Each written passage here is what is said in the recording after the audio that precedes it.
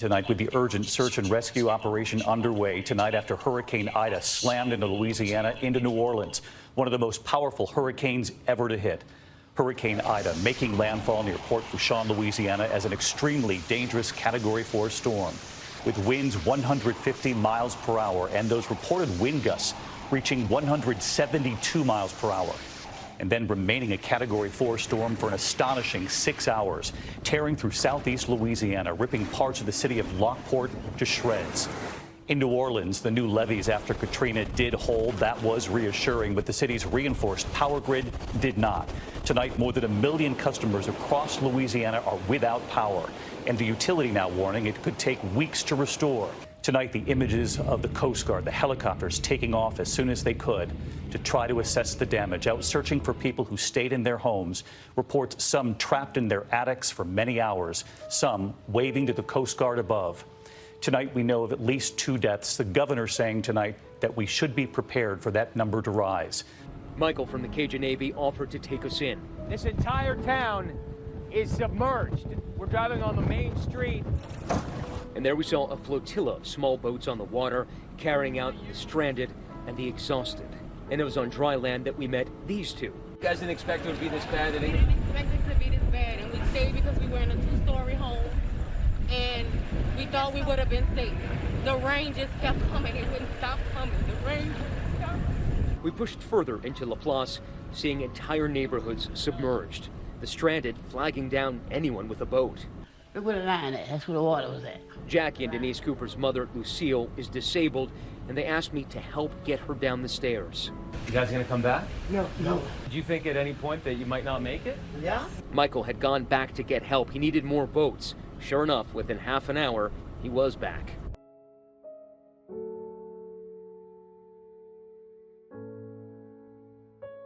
So I stayed here during Hurricane Ida.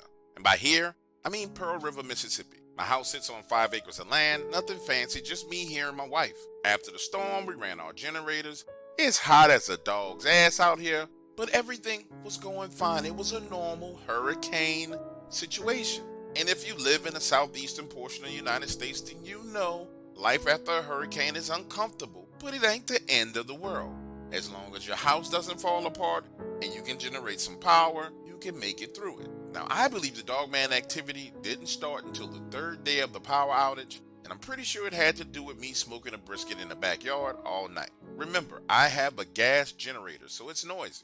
Now, let me paint a picture for you. This particular night, I go outside, my house is lit up, and up the road, my neighbor's house is lit up. There are clouds covering the moon, and we have absolutely no other sources of light, so it's freaking dark as hell. I'm walking up to my neighbor's house to carry him some vodka in exchange for some cigarettes. And the further I get away from the light of my house, the more unsafe I feel. Now you're naturally saying, fool, of course you feel unsafe. You're walking around at night in the dark. No, that's not true.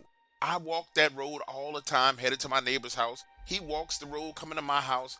And I can tell you, as long as I've been walking that road, I've never felt stalked like a predator was waiting on me or trying to eat me. But this time, it feels like something is out there in the tree line, even though I don't hear anything. I don't see anything. I can feel it. Now, back to the scene.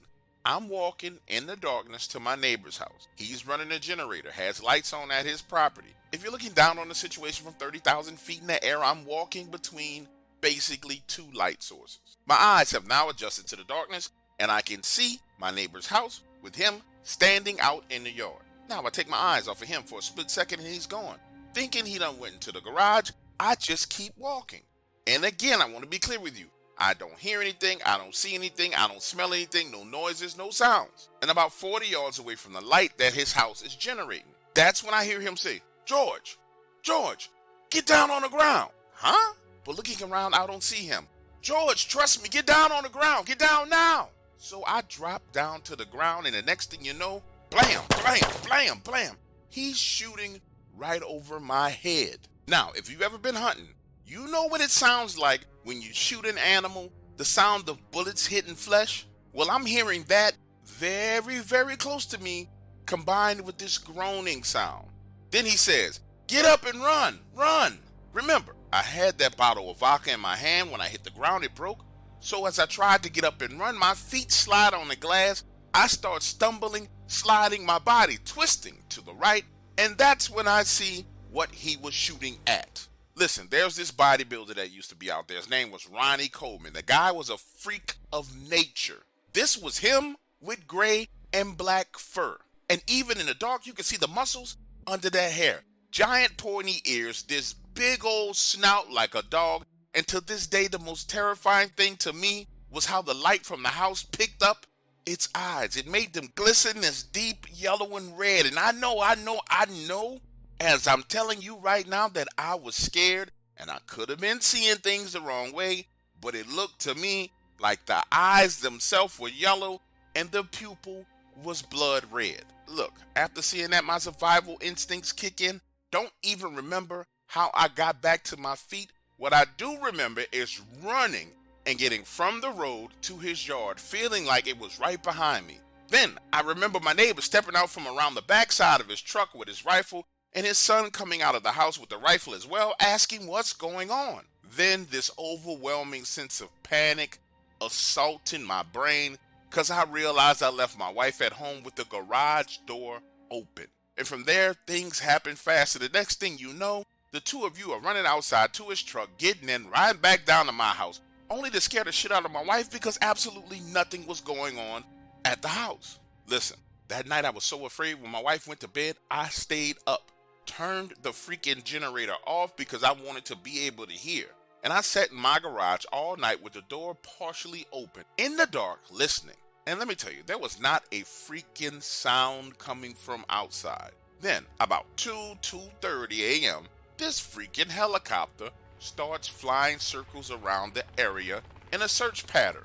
Now remember, I said I thought this encounter had to do with me smoking brisket.